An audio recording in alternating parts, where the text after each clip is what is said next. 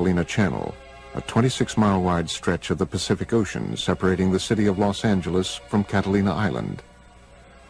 According to experts, these waters, portions of which might be as deep as Mount Everest is high, may contain some of the world's darkest mysteries. You are seeing an unidentified flying object. It is not a hoax. It is real. The film was taken by Leland Hansen while filming Catalina Island from a helicopter.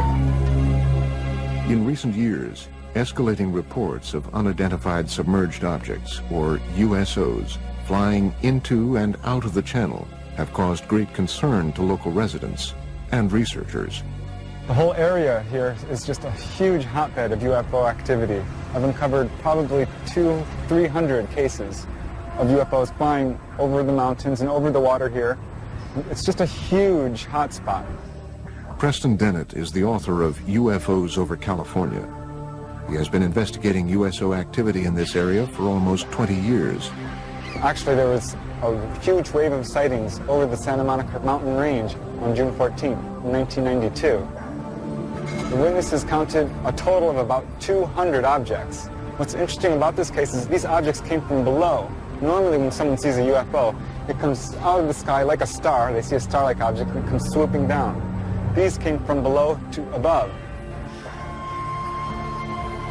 June 14th, 1992, 10:24 p.m. For almost 2 minutes, the waters of the Pacific Ocean explode with light as hundreds of bright, disc-like craft are witnessed flying out of the water together. Similar to other reports of USOs exiting the water, these craft emerge from the Pacific in almost complete silence. They reportedly hover for a moment before bursting into space. Reports of this incident were phoned into local police departments as far away as Malibu. The following is an actual call that was placed on that day. Officer, Sheriff's Station. Did anyone report anything strange tonight? Can you be a little more specific? Strange. Lights. Lights? Yes. What exactly happened to you? I'm ashamed to tell you because I think you're going to think I'm crazy. We saw what we thought was a bright light up in the sky. Okay. We could hear. It wasn't a helicopter. I'm telling you, I have never been more frightened in my life. According to Dennett, the incident was also reported to the U.S. Coast Guard sector in Long Beach, which ultimately declined the search request. This 1992 event was the second in Los Angeles in 3 years. On the dark, foggy morning of February 7th, 1989, scuba divers, boat sonar systems, and people on the shore witness a long, dark, unidentified craft dive out of the Pacific. For about 90 seconds, the USO rests just above the surface before emitting about a dozen smaller, fast-moving objects. 60 seconds later, the craft dives back underwater. Its last reported sonar heading was south toward the Santa Catalina Channel before it disappeared. And it involved dozens of objects which were seen off the coast of Marina del Rey. On occasion, some of these craft would emit smaller craft, about 20 feet in diameter. And these were seen moving underneath the surface of the ocean, and they were coming in and out of the water. As the 1947 incident at Roswell sparked worldwide curiosity about flying saucers, these events near Los Angeles have sparked a current wave of research into the capabilities and threats of so-called USOs. The oceans of the world covering, 70% of the planet, they hide a lot of history and a lot of mystery. There's a very good reason for a whole society of creatures, sentient creatures, advanced creatures living underwater because they can, because nobody goes there. It's fascinating to think of the underwater UFOs because they know a lot about this planet that you and I don't know. Unique to the USO phenomenon is the reported ability of these craft to multiply and break apart. One such astounding case has become known as the Golfo Nuevo event. On February 8, 1960, the Argentinian Navy is on alert as they track two unidentified submarine-like objects in its waters, thought to be American subs. Then, according to reports, the underwater objects are seen on sonar to break apart and fly out of the water. Sonar contact, 173, 438 yards. There's combat. Sonar contact, 173, 438 yards. Two gigantic submarines sighted by the Argentinian Navy in 1960 inexplicably multiplied into 6 other submarine objects. The Argentinians were never able to catch them or destroy them because the objects simply disappeared. The case even caught the attention of the Soviet Union's most senior officials. Nikita Khrushchev, who was the leader of the Soviet Union at the time, was so much intrigued by the whole story that he sent his diplomatic attaché in Buenos Aires to find out what's been going on.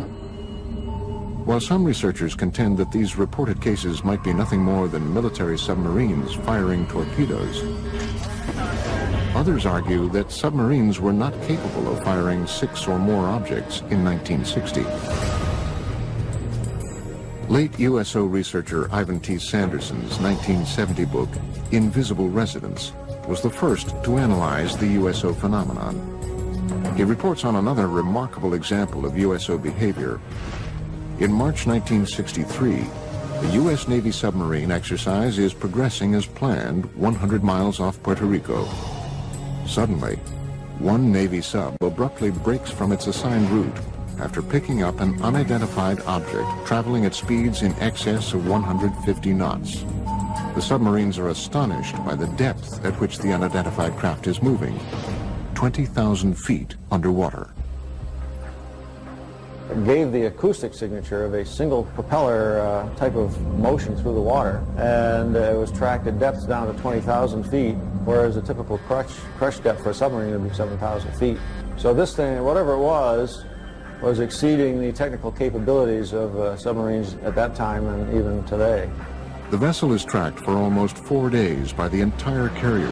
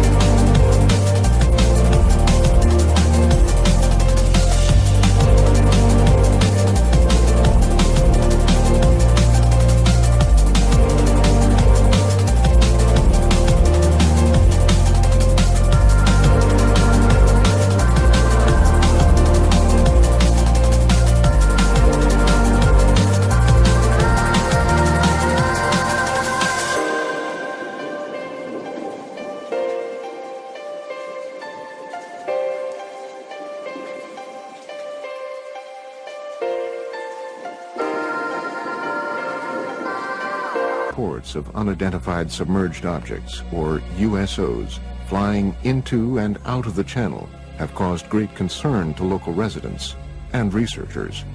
The whole area here is just a huge hotbed of UFO activity.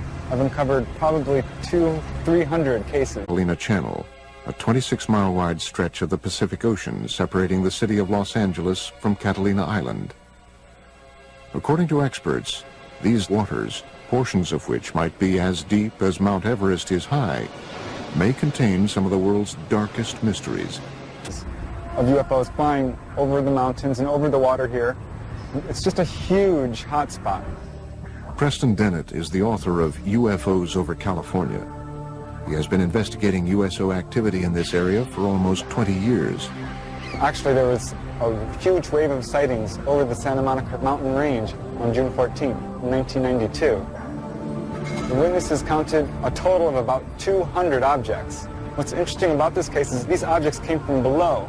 Normally when someone sees a UFO, it comes out of the sky like a star. They see a star-like object and it comes swooping. You are seeing an unidentified flying object. It is not a hoax. It is real.